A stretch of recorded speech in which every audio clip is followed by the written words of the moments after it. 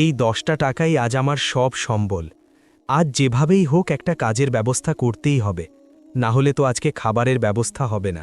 বাবা, একটু দান করো বাবা। ও বাবা, কিছু দান করো। চাচা, এই 10টা টাকা ছাড়া তো আর কিছুই নেই আমার কাছে। আপনি এই 10টা টাকা নিন, কিছু কিনে খেয়ে নেবেন। আল্লাহ তোমার অনেক মঙ্গল করুক বাবা। আসসালামু আলাইকুম। ওয়ালাইকুম আসসালাম। আজকে তো আর কাজ বন্ধ হয়ে গেছে আলী ভাই, আজকে আর কাজ হবে না, কালকে আসেন। ইয়া আল্লাহ, গত 2-3 দিন ধরেই তো কাজ নেই, আজকেও কাজটা হলো না। আপনি আসতে একটু দেরি করে ফেলেছেন, মহাজন সবাইকে কাজ বুঝিয়ে গিয়ে চলে গেছে। কি করব বলেন ভাই, অনেকটা পথ হেঁটে আসতে হয় যে। আজ অনেক সকালেই রওনা দিয়েছিলাম। কালকে আর একটু সকাল সকাল আইসেন। হ্যাঁ ভাই, কালকে না হয় একটু ভোরবেলাতেই রওনা দিয়ে দেব। আসসালামু আলাইকুম। ওয়ালাইকুম আসসালাম।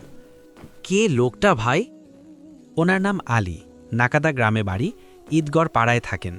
অভাব অনটনের সংসার, কিন্তু দানের হাত মাশা আল্লাহ।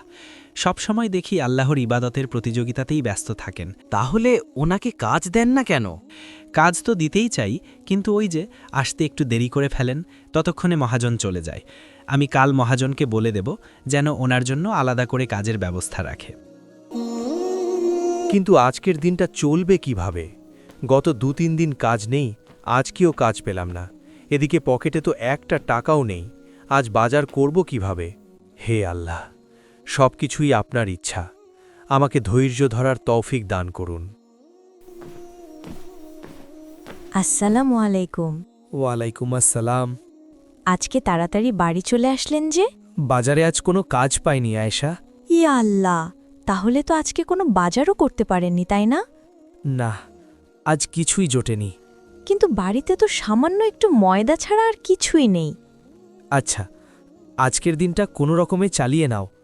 ওই হবে, আল্লাহর রহমতে ওই ময়দাটুকু দিয়েই আজকের দিনটা পার হয়ে যাবে ইনশাল্লাহ। হে আল্লাহ, আপনাকে শুক্রিয়া এমন একটা ইমানদার বিবি দেওয়ার জন্যে।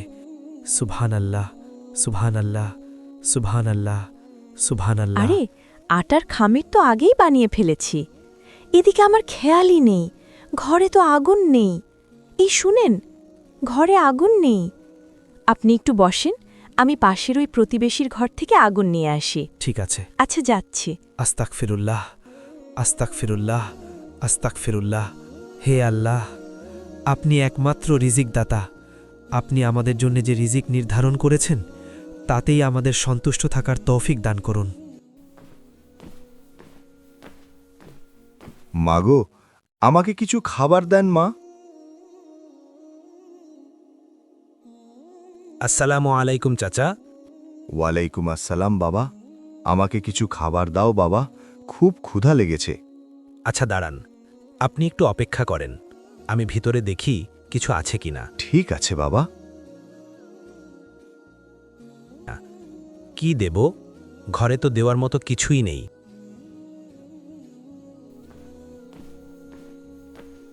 চাচা, এই আটার খামিরটুকু আপনি নেন। আপনাকে দেওয়ার মতো ঘরে আর কোনো খাবার নেই, থাকলে আপনাকে এই কষ্টটুকু দিতাম না। আপনি এই আটার খামিরটা নিয়ে রুটি বানিয়ে খেয়ে নেবেন, কেমন? আচ্ছা বাবা, আল্লাহ তোমার মঙ্গল করুক। আসসালামু আলাইকুম। ওয়ালাইকুম আসসালাম। হে মহান রব, আমার সমস্ত কাজ আপনার সন্তুষ্টির জন্য। বাইরে দাঁড়িয়ে আছো যে, কোনো সমস্যা হয়নি তো? না না, কোনো সমস্যা হয়নি। পাশের বাসায়ও আগুন ছিল না, তাই আরেক প্রতিবেশীর ঘর থেকে আগুন আনতে একটু দেরি হয়ে গেল। চলেন, ভিতরে চলেন, এক্ষুনি আপনাকে রুটি বানিয়ে দিচ্ছি। আরে, আটার খামিরটা দেখছি না তো। এখানেই তো রেখে গিয়েছিলাম, খামিরটা আবার কোথায় গেল? এখানে যে খামিরটা রেখে গেলাম, সেটা কোথায়? কি হলো বলছো না যে? আমার এক বন্ধু এসেছিল, আমাদের জন্য যেন রুটি বানিয়ে দেয়, এজন্য তার হাতে আটার খামিরটা দিয়ে দিয়েছি। এমন কোনো বন্ধুকে দিয়েছেন? আছে এমন কোনো বন্ধু আপনার যে আটার খামির নিয়ে গিয়ে আপনাকে রুটি বানিয়ে পাঠাবে? আছে, এটা আমার অনেক কাছের বন্ধু। কতক্ষণ আগে দিয়েছেন বলেন তো? এই তো, তুমি যাওয়ার একটু পরেই। কখন আসবে সে? এই তো, রুটি বানানো হয়ে গেলেই আসবে। আচ্ছা, ঠিক আছে। সুবহান আল্লাহ, সুবহান আল্লাহ, সুবহান আল্লাহ। কি ব্যাপার, অনেকক্ষণ তো হয়ে গেল, কেউ তো রুটি নিয়ে আসছে না। আসবে আসবে।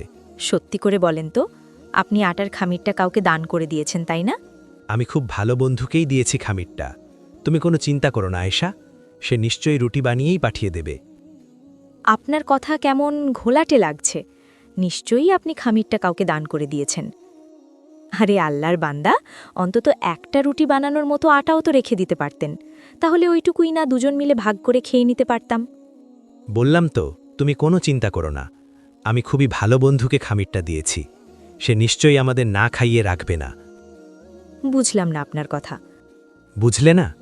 আরে আল্লাহর বান্দি, আমি এমন এক বন্ধুকে দিয়েছি যিনি কেবল নিতে জানেন না, দিতেও জানেন। আর শুধু দিতেই জানেন বললে ভুল হবে, বরং বলতে হবে তিনি আরও উত্তম রূপে দিতে জানেন। এবার তো ব্যাপারটা আরও জটিল করে দিলেন। আমার তো কিছুতেই বুঝে আসছে না। থাক, এখন আর কিছু বলার দরকার নেই। একটু অপেক্ষা করো, তখন নিজেই সবকিছু পরিষ্কার বুঝতে পারবে।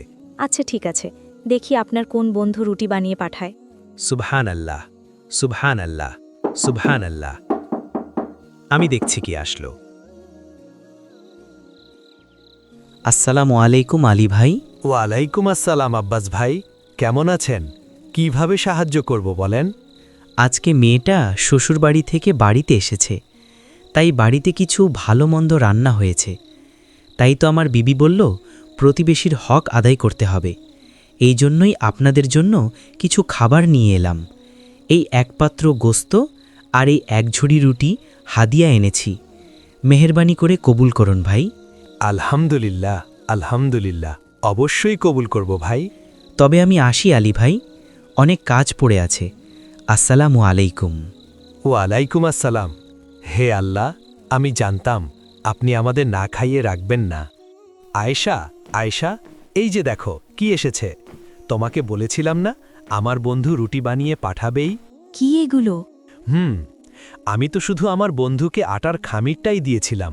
আর এই যে দেখো, আমার বন্ধু এতই ভালো আর দয়ালু যে তিনি রুটির সাথে গোশতও পাঠিয়ে দিয়েছেন। হ্যাঁ, সত্যি তো, রুটি পাঠিয়েছে।